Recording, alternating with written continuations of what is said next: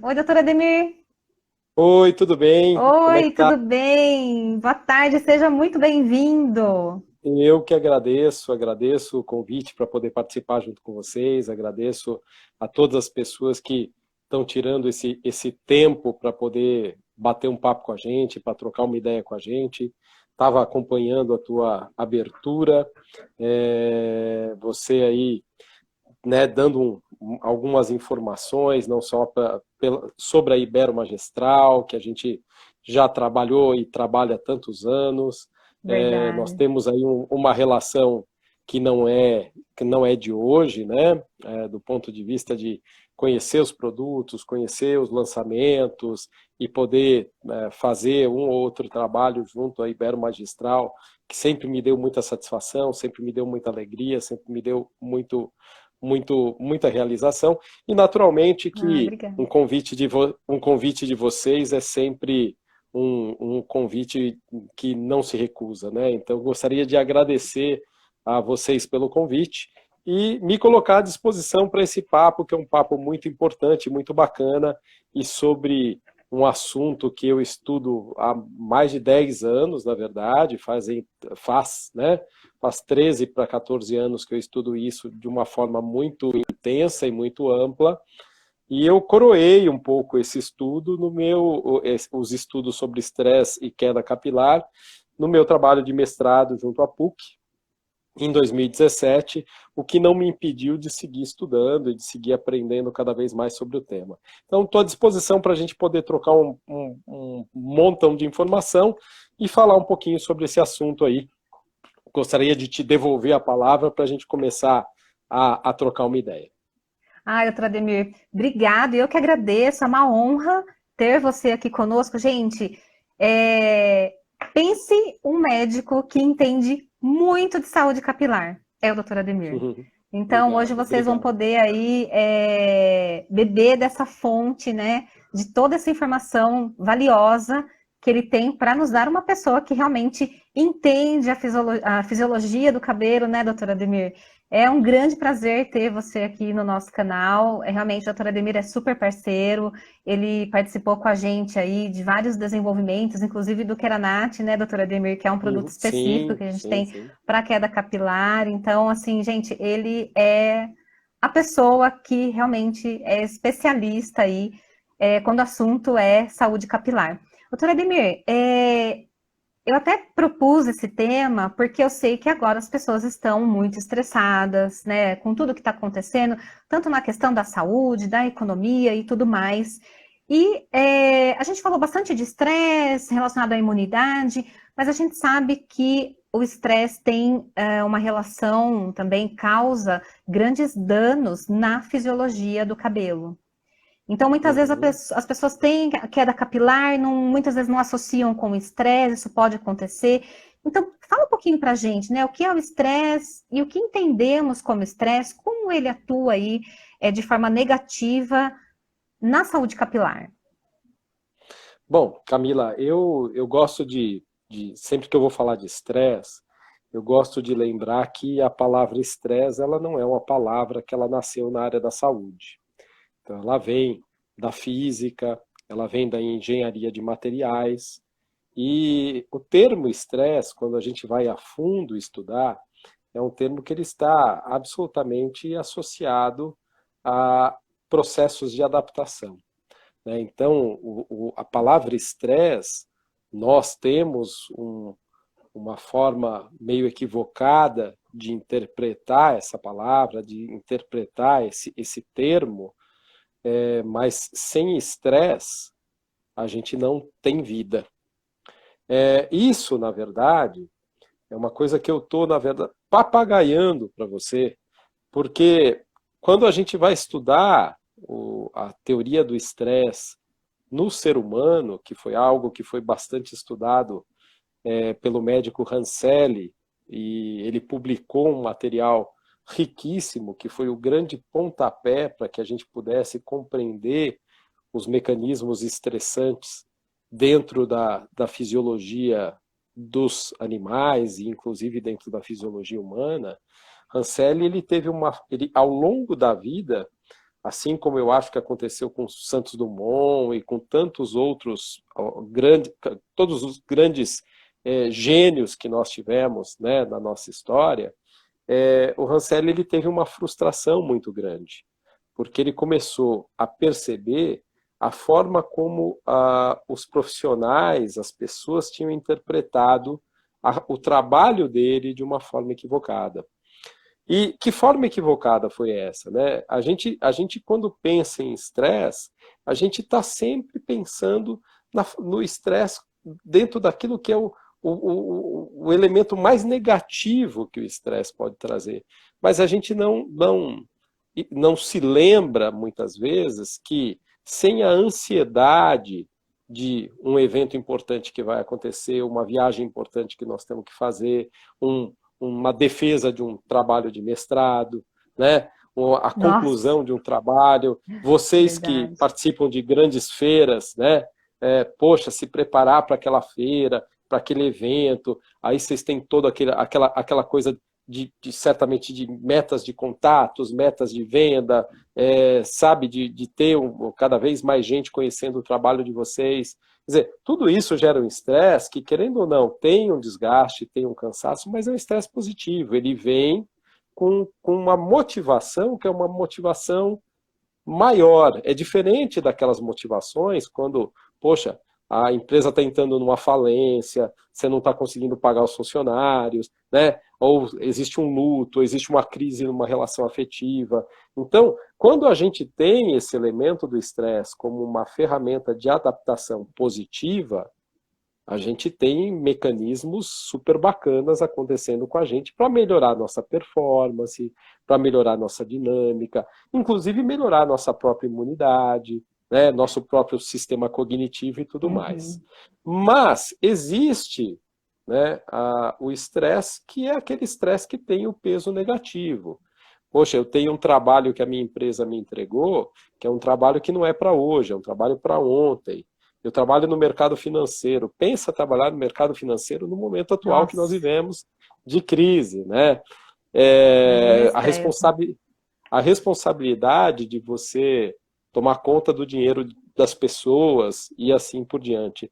Então, quando a gente pensa no estresse, a gente tem que dar para o estresse o devido direcionamento daquilo que é o bacana e aquilo que não é o bacana em relação ao estresse. E, naturalmente, quando a gente está lidando com o estresse adaptativo, que é esse estresse que nos gera mais energia, mais disposição, aquela ansiedade boa, isso teu organismo está funcionando super bem. Não é isso que vai fazer com que você desenvolva um refluxo, uma hipertensão, uma arritmia, né? Isso tá, na verdade, se ajustando para melhorar a tua performance. Agora, quando esse estresse ele entra dentro de um nível de desgaste, de cansaço, de fadiga, de problema, não existe coisa maior na vida da gente do que mais consumptiva na vida da gente do que trabalhar para solucionar problema.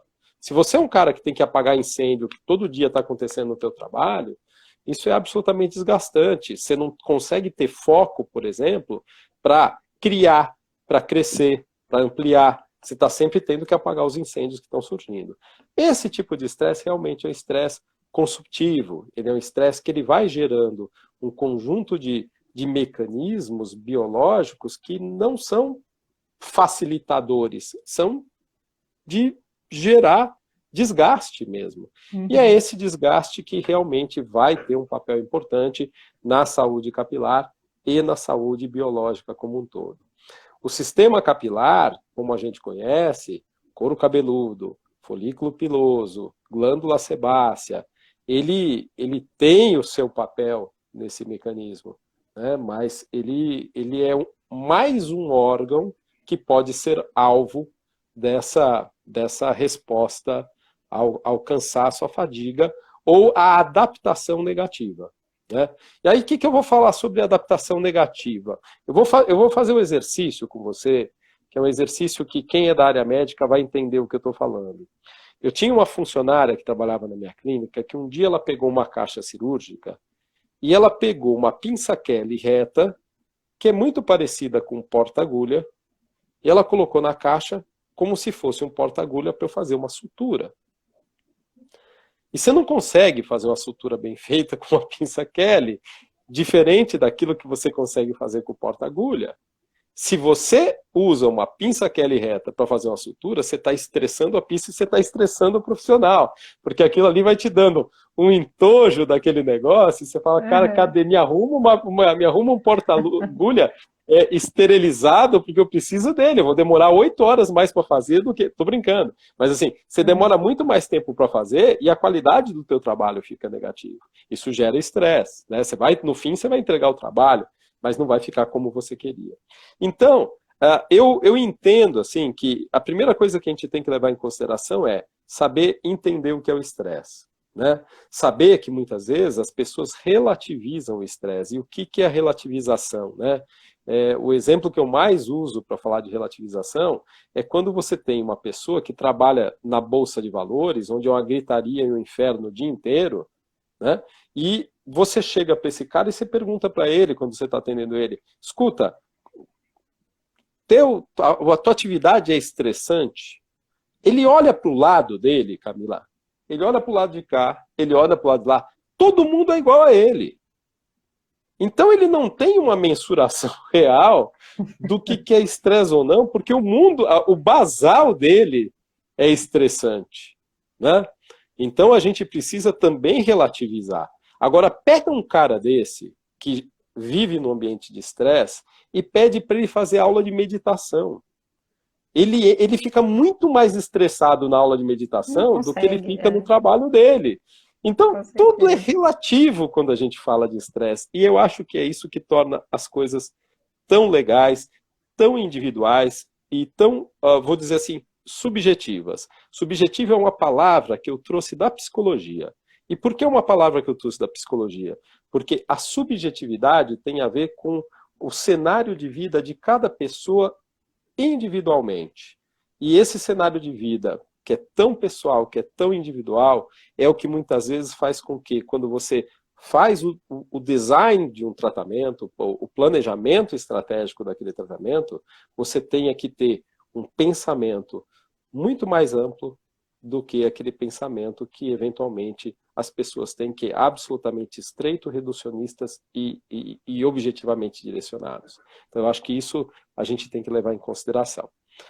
Mas, né, só finalizando o meu argumento, para poder deixar você falar, senão vai virar um monólogo, o folículo piloso, ele é alvo de mecanismos estressantes, mas ele também, Camila, tem dentro dele mecanismos biológicos para se autodesligar quando o corpo entra dentro de um momento de maior estresse.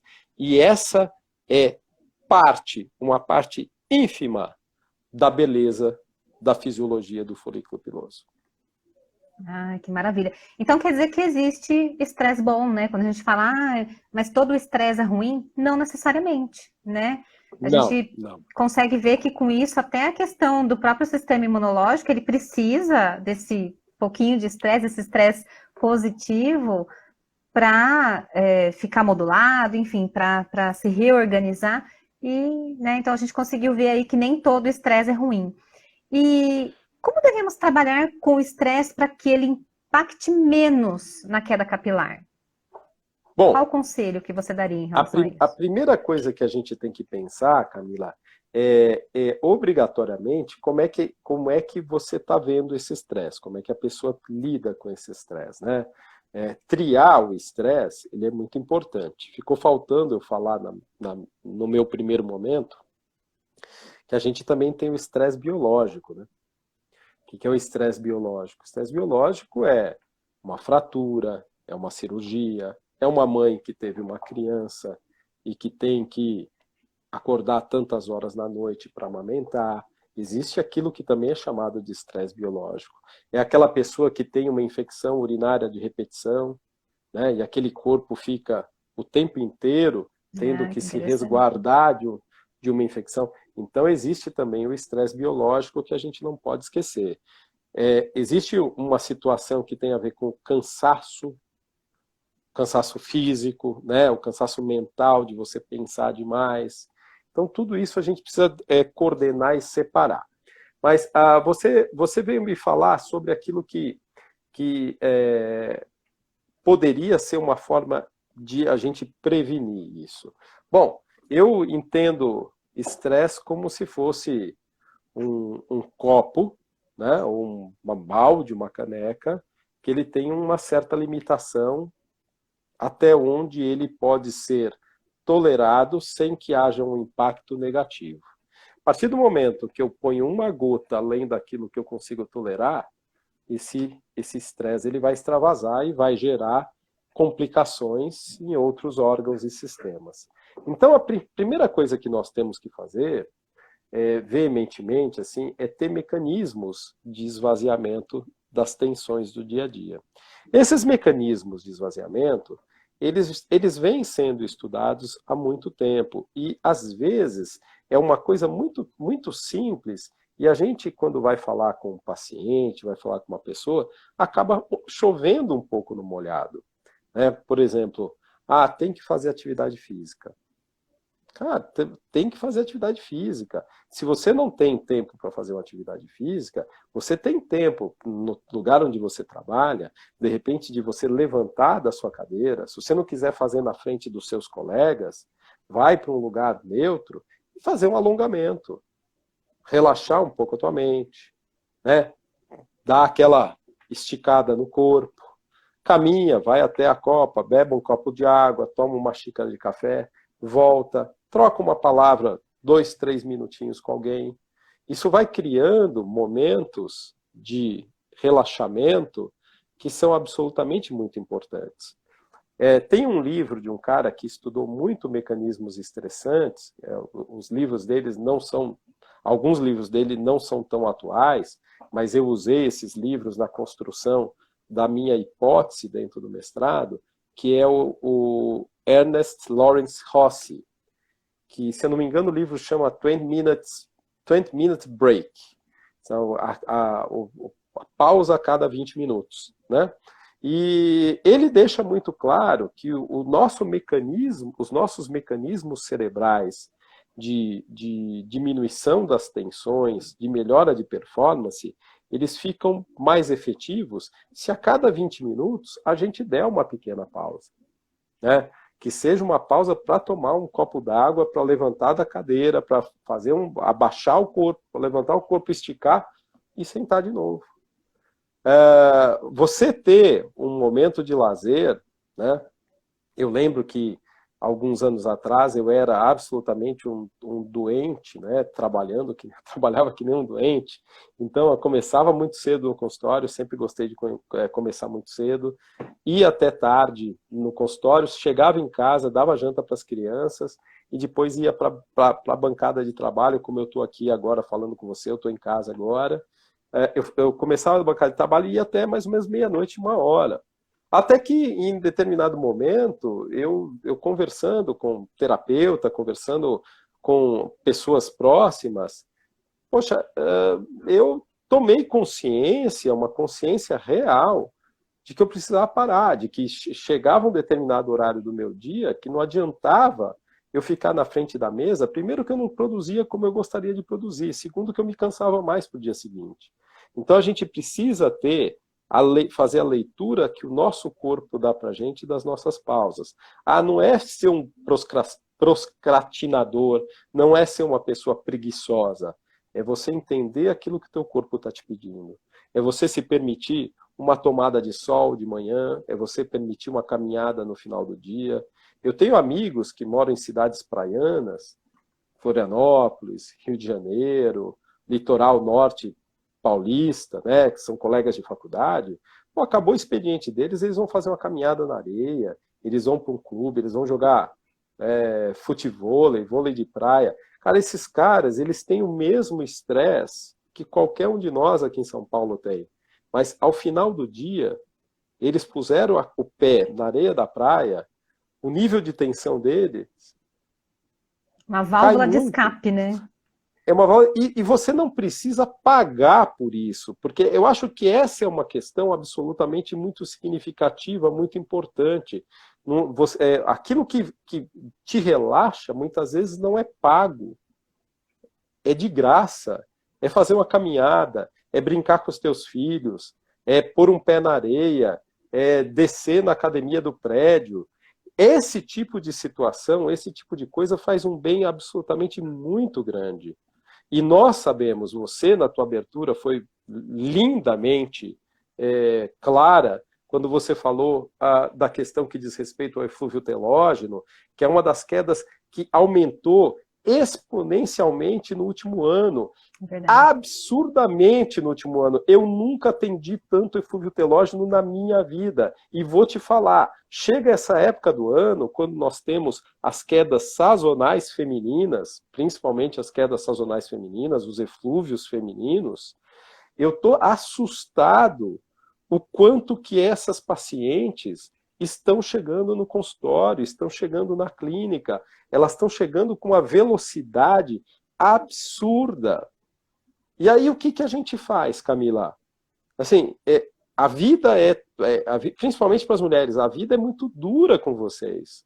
Né? Vocês têm, quando são mães, quando moram sozinhas, quando são casadas, seja lá que condição que a mulher tem, né? Ela cumpre um papel muito idêntico ao do homem quando está trabalhando, e eventualmente tem algumas responsabilidades dentro de casa que o homem custa assimilar. Custa assimilar que precisa tomar. Né?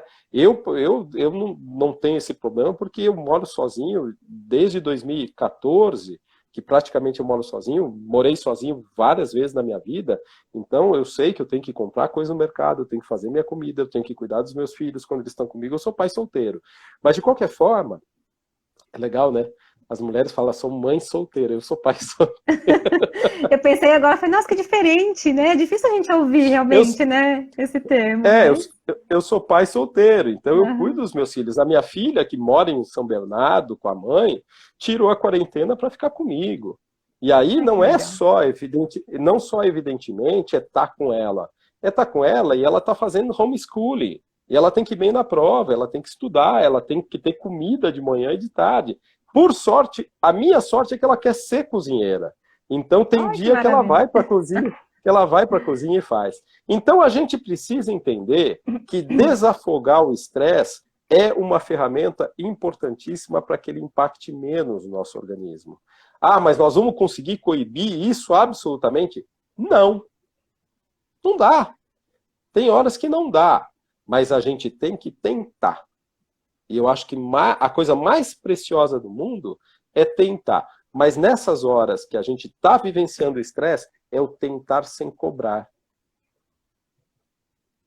Tem gente, eu fico maluco. A vida do cara é um inferno, é competição o tempo inteiro. Aí ele sai para pedalar ou para correr e ele quer baixar o tempo dele a cada dia. Quer dizer, ele compete no trabalho e ele traz para aquele momento que deveria ser relaxante de lazer, o estresse de competir consigo mesmo. Você está trabalhando que nem um condenado, cara, usa o teu esporte não como um propósito de bater meta. A meta está no trabalho, relaxa. Quando baixar a tensão no trabalho, você melhora a tua performance no treino. Né? Saiba respeitar o teu corpo. A gente desaprendeu a respeitar os sinais do corpo e estamos colhendo um preço caríssimo por isso. Exatamente. E o cabelo tem pagado muito caro. Então, eu tenho vivenciado, eu vi aí que tem paciente meu, tem um paciente meu que está aí, inclusive ele pôs um comentáriozinho aí, é um homem, tá? Esse cara, o ano passado, ele começou com eflúvio telógeno absurdo. Ele não precisa se manifestar aí, mas se ele ainda estiver na live, ele sabe de quem eu estou falando. Né? Então, assim, cara, eu falava para ele, vai passar, mas você tem que tentar administrar isso, porque o eflúvio telógeno é uma coisa absolutamente maluca, é assustador e só perde para a areata. Que, na verdade, Camila, pode acontecer pelos mesmos mecanismos estressantes. E eu trouxe aqui uma coisa que eu acho que as pessoas não vão conseguir ver, mas eu preciso te mostrar. porque, de repente, se as pessoas conseguirem enxergar, não sei se vão enxergar, porque está no meu livro aqui, tá? Então, olha aqui, ó, isso é um estudo de 2006 que fala que o estresse, ele aumenta a expressão gênica de substâncias que geram uma resposta biológica perifolicular, que pode ser de inflamação neurogênica, de diminuição da taxa proliferativa, de aumento da apoptose de células da matriz do cabelo e de colapso do privilégio imunológico. O que é o colapso do privilégio imunológico? É a doença autoimune. Então, quer dizer, dentro de um mecanismo de cascata, pode ser que esse estresse, na medida que a severidade dele seja elevadíssimo, ele desenvolva uma doença autoimune, como a alopecia areata. Então, a sorte do cara é quando ele desenvolve um eflúvio, que é uma desgraça. Mas o pior cenário é desenvolver uma doença autoimune mediante situações estressantes. Entendi. E, doutor, você falou que aumentou assustadoramente o eflúvio sazonal. Explica um pouquinho para a gente, como que é esse eflúvio? Porque, assim, realmente, nós mulheres sentimos muito, realmente, uma vez, 2 vezes por ano, a gente percebe que tem um pouco mais de queda. E isso já começa a assustar, ainda mais a mulher, né? Lava o cabelo, a hora que olha no ralo, aquele monte de fio, realmente é uma coisa, é assustador, porque o cabelo para a mulher é sinônimo de beleza, de identidade, né?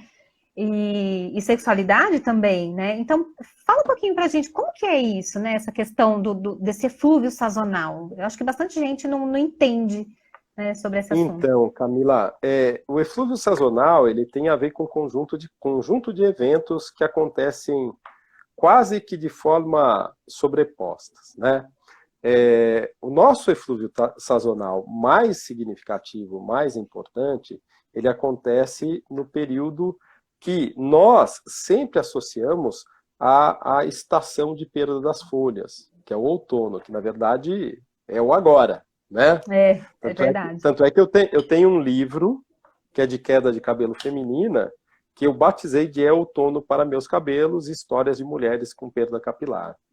Bom, por que isso se dá? Qual que é o momento do ano que para nós é o momento de maior tensão? O momento de maior tensão, se você perguntar para 70%, para 100 pessoas, 70% vão dizer que é o final do ano. É o momento em que o ano como é que se chama? O ano comercial se fecha, né? Você passa a régua no ano, você tinha metas para aquele ano, você se fecha, né?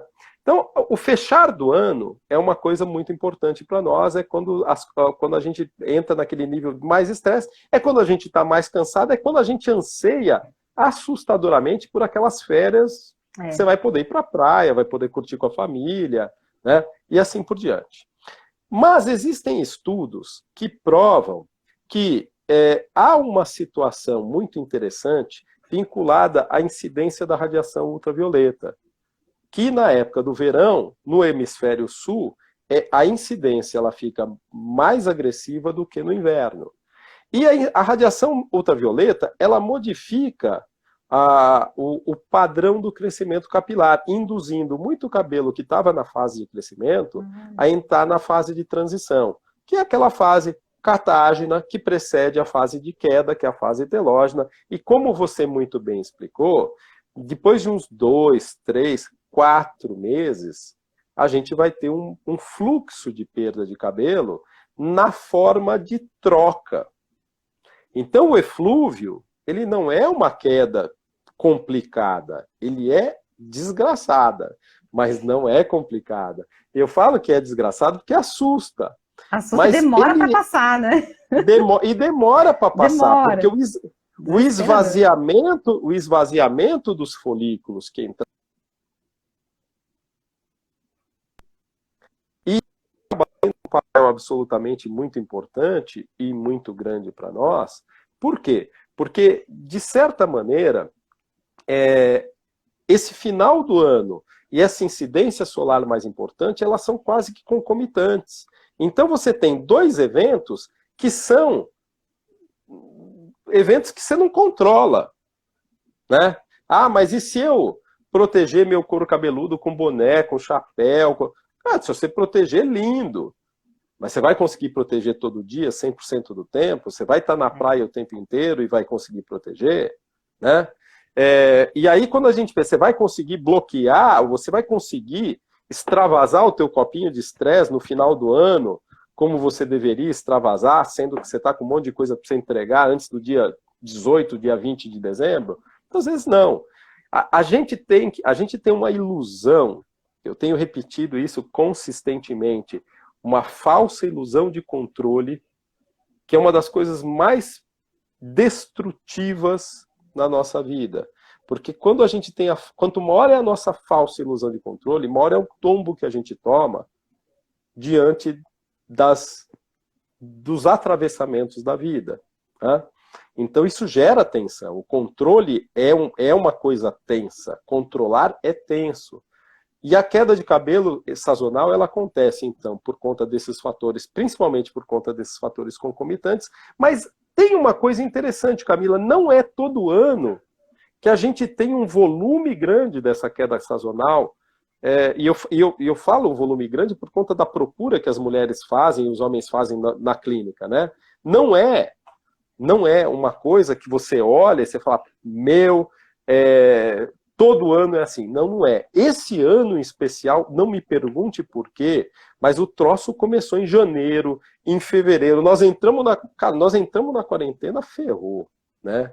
Nossa, porque aí nós estamos com mãe fazendo homeschooling, trabalhando home office, o marido home office. Né? Tem casamento que você trabalha com o teu marido todo dia e com o teu filho querendo fazer homeschooling.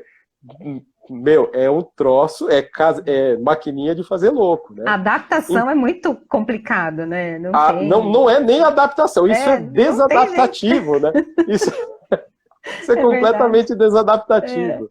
E é uma coisa assim que nesse ano eu tenho uma percepção que a gente vai ter um cenário absolutamente mais duro, mais intenso. Eu já tomei um cuidado de avisar as minhas meninas lá na recepção para que elas deem uma atenção especial para todos os pacientes que nos procurarem, para que a gente possa fazer uma triagem de fatores que eventualmente... Porque o eflúvio ele é ingrato, sabe, Camila?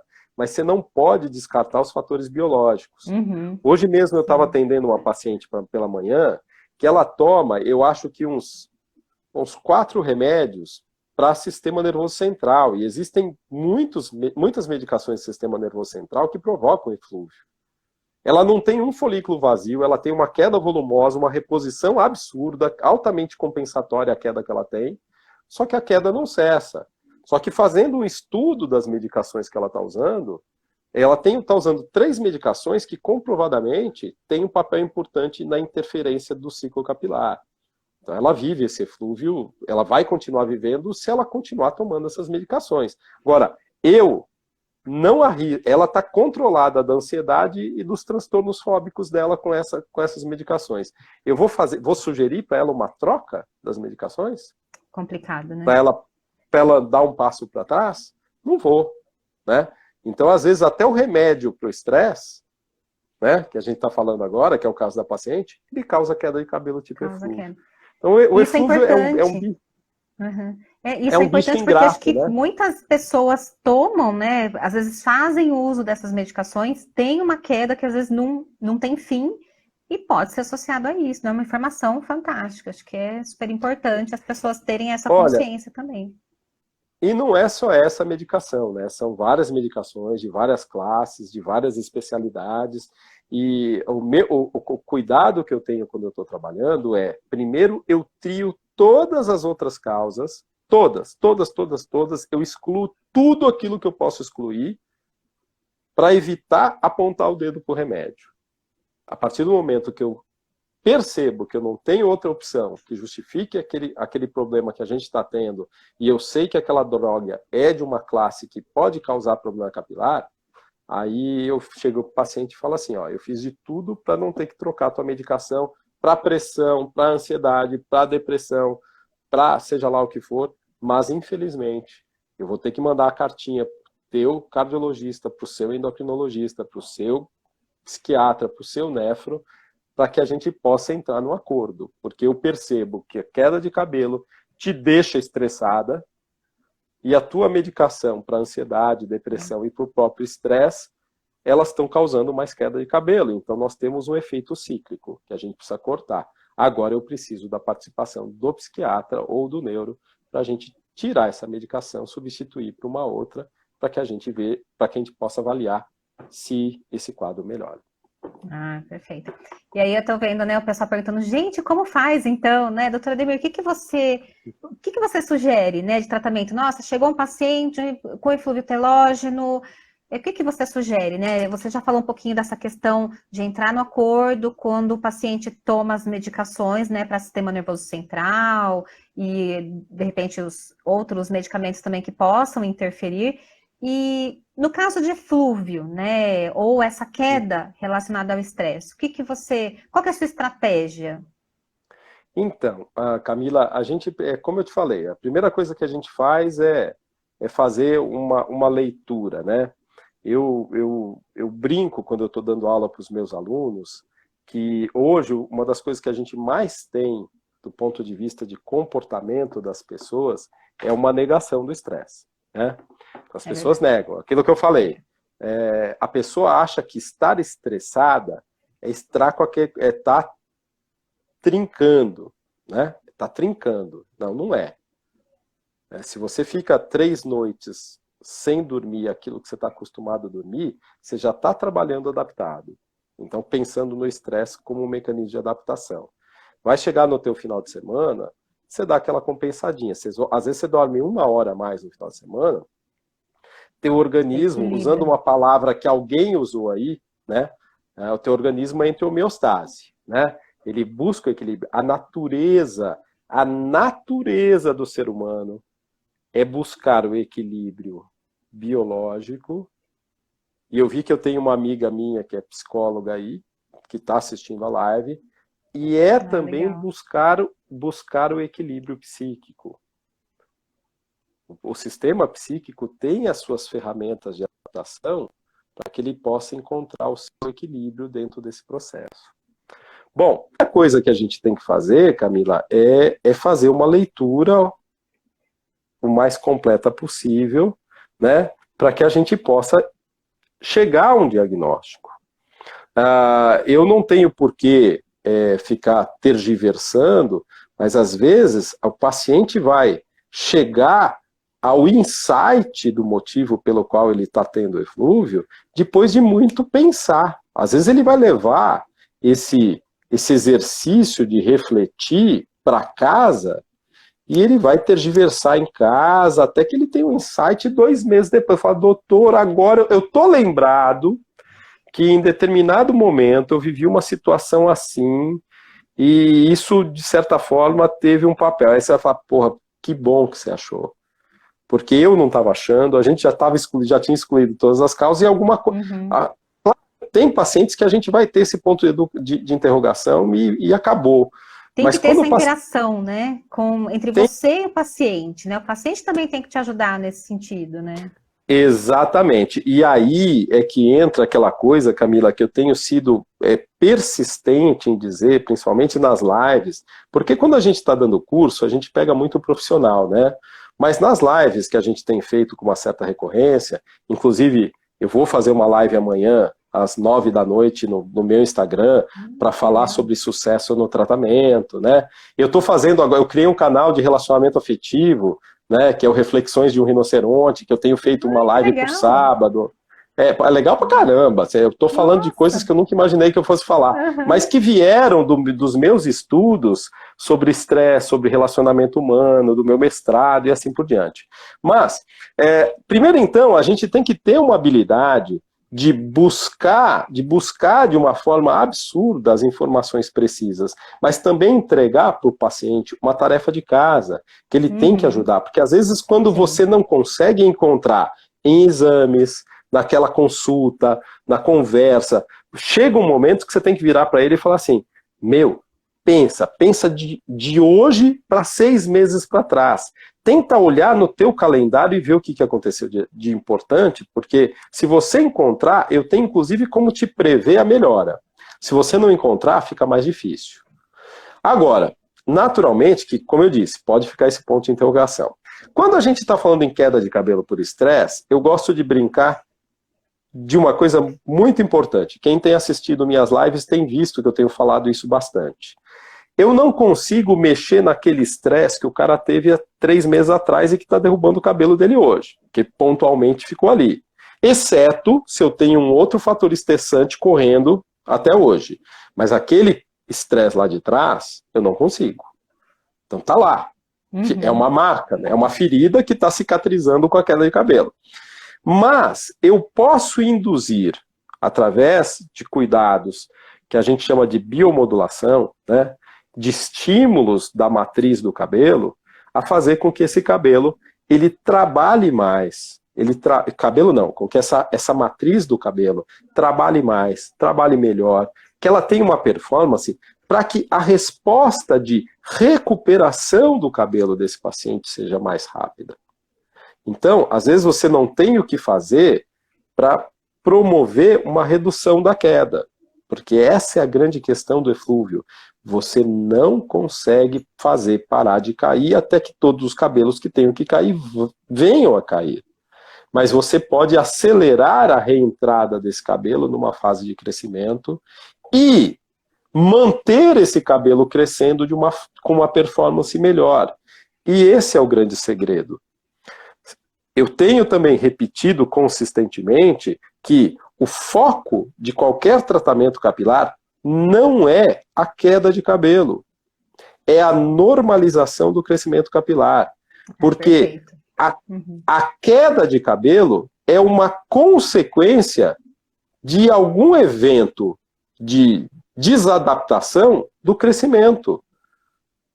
Se houve algo de errado com o crescimento capilar, eu tenho um aumento de perda de cabelo. Se eu corrijo o crescimento capilar, a tendência é que a queda de cabelo normalize. Então, nesse sentido, a gente precisa começar a mudar o paradigma do nosso paciente através da educação. E que educação? A minha. Como profissional, a cada paciente que chega para eu atender, eu preciso educá-lo que eu vou tratar a normalização do crescimento dele e não a queda. A queda, a redução da queda vai ser devida à normalização do crescimento. Dá para você entender, né? Só que assim, o sinal clínico que ele vê é a queda. O propósito que eu tenho que buscar é a normalização do crescimento. Então, você transformar um pensamento de perda num pensamento diferente, numa forma diferente de ver o problema, já muda o mindset, né? Você fala assim, o teu problema não é o que você perde, o teu problema é o crescimento do teu cabelo. Então nós vamos focar no crescimento do teu cabelo. Você mudou o mindset, você tá focando em algo que é positivo e tirando a atenção desse paciente de um mecanismo negativo. E aí você vai ter o teu paciente, quando ele começa a entender essa nova postura de pensamento, você vai entender que a tranquilidade dele começa a acontecer quando você começa a perceber, através das consultas, e de mostrando para ele no exame que o cabelo dele está voltando de uma maneira legal, você reforça essa modificação do mindset, e aí daqui a pouco isso vem se acalmando. Mas você me perguntou do ponto de vista farmacêutico, que eu sei que é a tua área de atuação. Nessa hora, o que vale é, primeiro você tem que eliminar causas que estejam atuando ainda. Eu vi alguém falando que tem nódulo de tireoide e tal. Nódulo de tireoide exatamente. O nódulo eu ia até falar que teve essa pergunta. O nódulo de tireoide não representa nada se a função da tireoide não estiver modificada.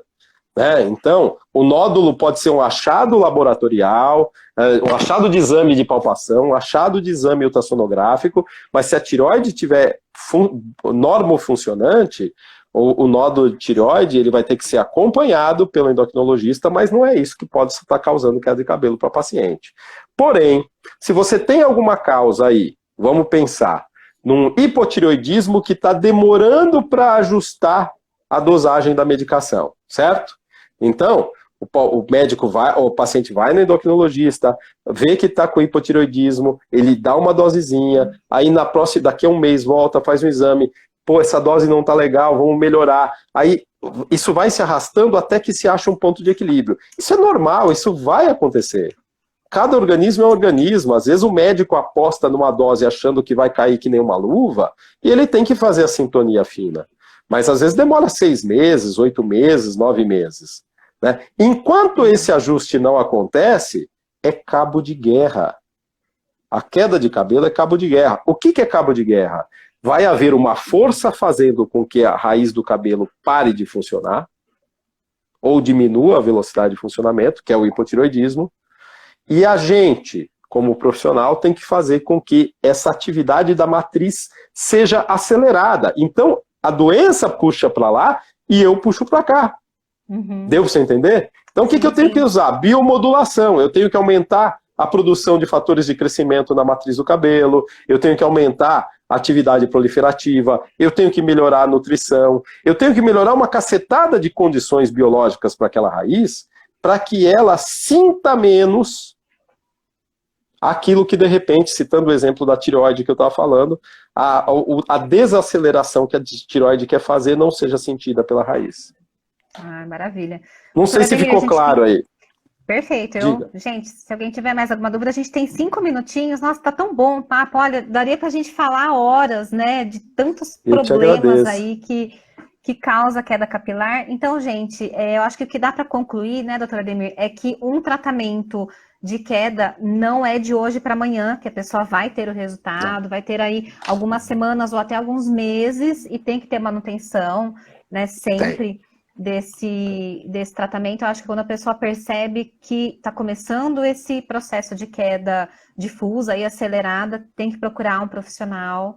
E é isso, acho que deu para tirar aí muitas das nossas dúvidas, né? Principalmente aí a questão do eflúvio telógeno, que se fala muito, e eu acredito que muitas pessoas não entendiam, né? Qual que era a origem, né? Não é só o estresse, mas existem aí outros fatores também importantes.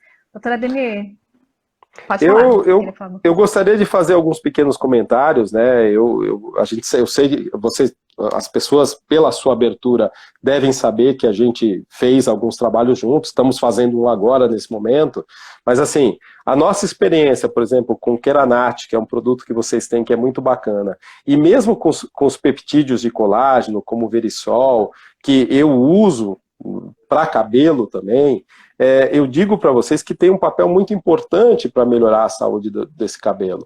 O Keranat, ele favorece com que o folículo viloso produza fatores de crescimento, que mantenha a atividade biomoduladora desse folículo, fazendo essa força contrária do problema que derruba o cabelo, estimulando esse cabelo a crescer mais forte, mais saudável, mais bonito. Então, é possível, é factível, mas as pessoas precisam ter paciência, porque, como você falou, o cabelo é um órgão que responde, a raiz do cabelo é uma estrutura que responde de maneira lenta, mas ela vai produzir 1 centímetro por mês em média, e de 1 em 1 a gente tem um cabelo do comprimento do teu, ou de um comprimento maior do que aquele que é o teu cabelo.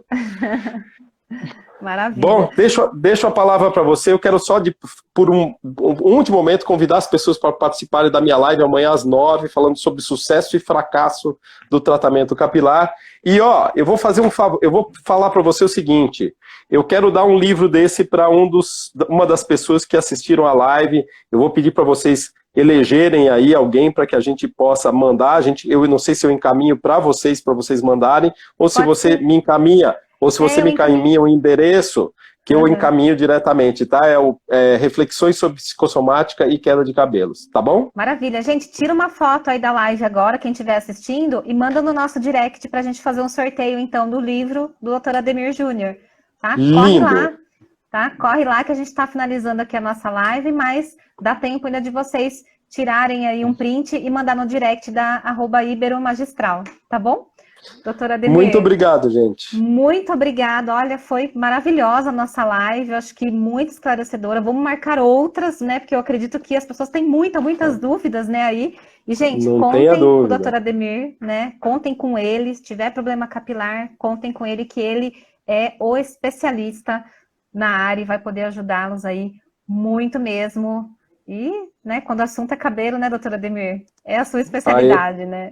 Eu agradeço a confiança de vocês, agradeço a parceria com a Ibero Magistral e eu quero mandar um abraço a todos vocês e dizer que na primeira oportunidade que eu tiver, eu vou estar junto com vocês para a gente tomar um café junto. Isso tá aí, bom? Obrigada. Gente, muito obrigada por todos. Muito obrigada, doutora Ademir, mais uma vez. Eu Tchau, que tchau. agradeço.